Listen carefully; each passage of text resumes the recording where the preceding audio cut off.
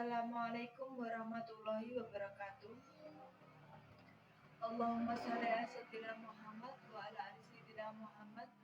Rabbi shrahli sadri wa yassir li amri wahlul 'uqdatam min lisani yafqahu qawli. Amma ba'd.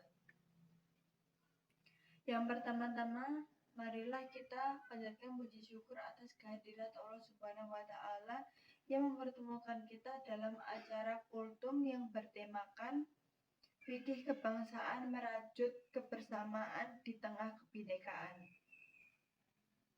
Shalawat serta salam tak lupa kita curahkan kepada Nabi besar Nabi Muhammad SAW. Di sini saya akan mengambil bab 2 tentang NKRI harga mati. Yang pertama, urgensi persatuan dan bahaya perpecahan. Imam Al-Baghawi dalam kitab tafsirnya menyebutkan sahabat ilmu Mas'ud Shallallahu Alaihi Wasallam menafsiri kata hablullah dengan arti jamaah. Di dalam tafsir Al-Qurtubi dijelaskan perbedaan yang dilarang adalah setiap perbedaan yang berdampak pada kehancuran. Dalam tafsir Al-Bahar Al-Muhit menjelaskan perpecahan mengakibatkan kehancuran yang membuat para penjajah mudah menguasai sebuah negara. Yang kedua, relasi agama dan negara. Agama dan negara merupakan dua hal yang tidak dapat dipisahkan. Keduanya saling membutuhkan pada lainnya. Agama adalah fondasi sedangkan negara penjaganya. Agama tanpa negara tersia-sia, karena untuk menegakkan berbagai perintah, anjuran maupun menghindarkan larangannya secara optimal perlu keterlibatan negara.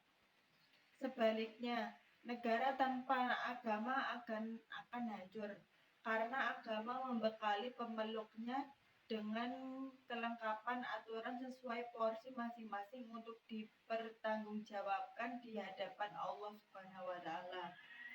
Agama merupakan prinsip yang menjadi landasan bagi para pemeluknya untuk melakukan amal terbaik sesuai bidang masing-masing, termasuk para penyelenggara negara dan menentukan kebijakan yang membawa kemaslahatan bagi warganya.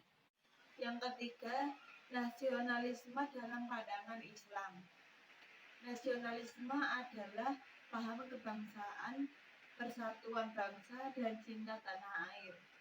Nasionalisme harus terpatri dalam sanubari setiap anak bangsa demi menjaga semangat mempertahankan, siap berkorban dan berjuang demi bangsa, sehingga tetap lestari dan kemajemukannya baik di bidang agama, suku, dan budaya dapat terpelihara menjadi kekuatan real yang memperkokohkan kedaulatannya.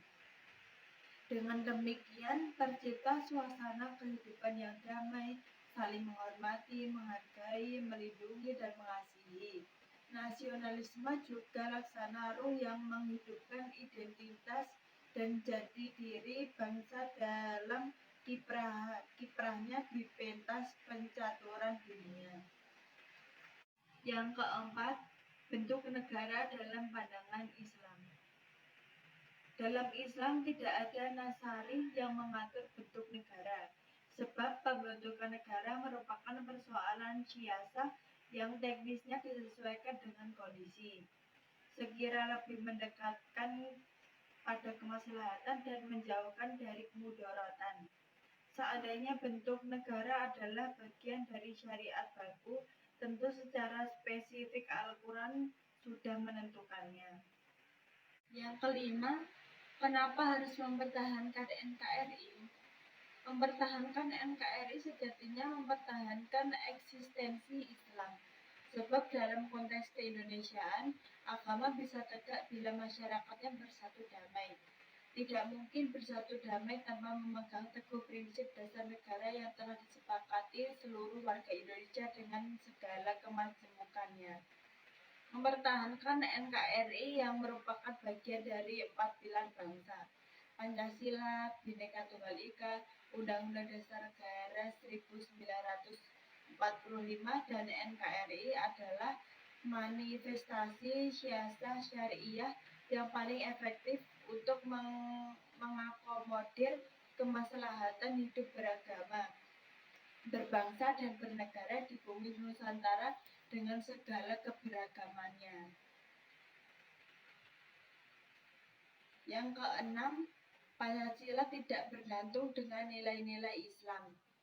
Pancasila sebagai atas tunggal dalam kehidupan berbangsa dan bernegara tidak bertentangan dengan nilai-nilai Islam yang juga menjunjung tinggi kemanusiaan seperti menghormati perbedaan keyakinan, bersikap netral di antara para pemeluk agama berbeda, menjaga hak-hak kemanusiaan, menjaga hak perbedaan pendapat, menjaga hak dan kewajiban sesuai undang-undang yang disepakati. Yang terakhir, kenapa tidak menerapkan syariat secara kafah? Pernyataan bahwa umat Islam di Indonesia tidak menerapkan syariat Islam secara kafah adalah pernyataan kurang tepat, sebab ketidakmungkinan menerapkan beberapa hukum seperti kisos, rajam, dan semisalnya pada hakikatnya termasuk bagian dari penerapan syariat secara kafah, seperti orang tidak mampu sholat berdiri. Syariat yang berlaku baginya adalah sholat secara duduk, tidak perlu memaksakan berdiri. Bahkan bila hal itu memaksakan akan menimbulkan bahaya, maka itu adalah hukumnya haram. Hanya itu yang bisa saya sampaikan. Bila ada salah kata atau ucapan mohon dimaafkan. Wassalamualaikum warahmatullahi wabarakatuh.